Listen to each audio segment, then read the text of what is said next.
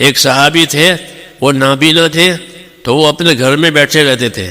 جب کوئی دروازے پر مانگنے والا آیا غریب، تو جا کر ایک ڈوری باندھ رکھی تھی اپنی جگہ سے لے کر دروازے تک، وہ ڈوری کے سہارے جا کر وہ غریب وہ مانگنے کے لیے آیا، ان کو دے دیا، صدقہ دیا.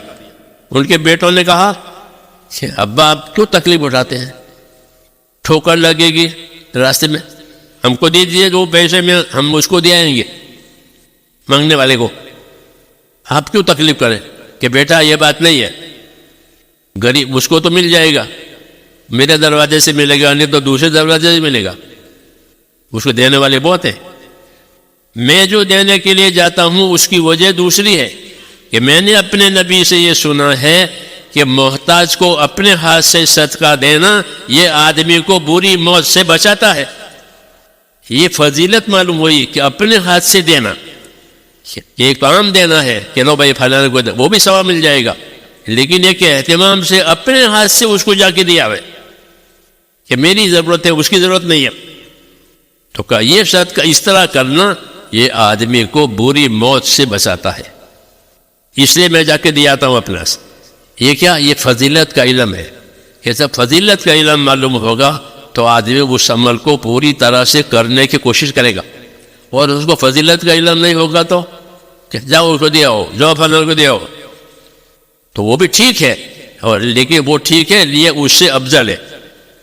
تو جب ہم کو میرے دوستوں فضیلتوں کا علم ہوگا تو ہمارے عمل اونچے ہو جائیں گے، ثواب کے لحاظ سے، برکت کے لحاظ سے، کہ اس میں ثواب بھی زیادہ ہوگا، برکت بھی زیادہ ہوگی. کیوں کہ یقین کے ساتھ دیا جا رہا ہے کہ فضیلتوں کو سننے کی وجہ سے یقین بنتا ہے.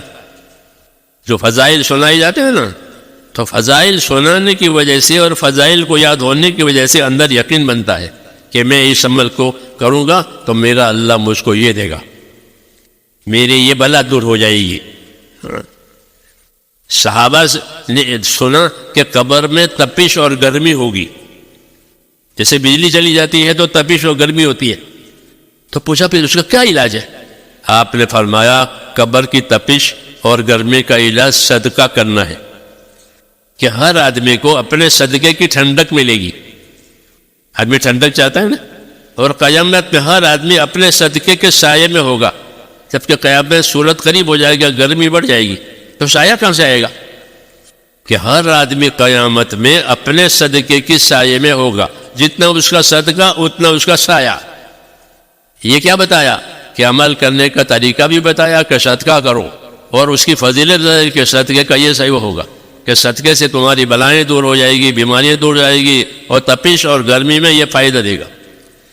اس لیے یہ علم دیا گیا ہے. اس لیے ہماری دعوت میں جو علم و ذکر ہے اس کا مطلب یہ ہے کہ اپنے عملوں کی فضیلت سمجھنے کے لیے فضیلت کا علم یاد